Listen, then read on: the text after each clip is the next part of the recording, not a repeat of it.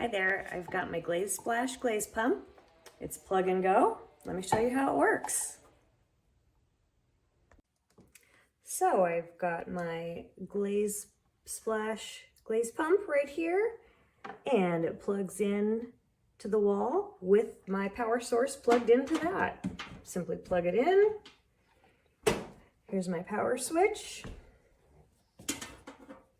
Drop the pump part of the Glaze Splash Fountain right into the glaze. Hold your mug over the fountain and step on the pedal.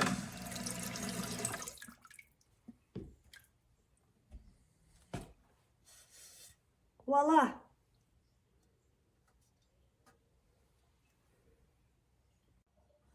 Here we go again.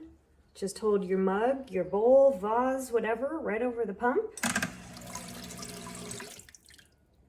Power it on, let it drip a bit. I'm just gonna sponge off the rim.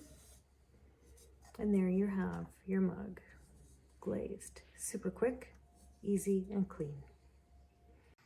And as you can see, glazed all my mugs. I even washed out my pump halfway through. Did 2 different colors. You can kind of see the color change right there. And glazed all these mugs in 1 hour.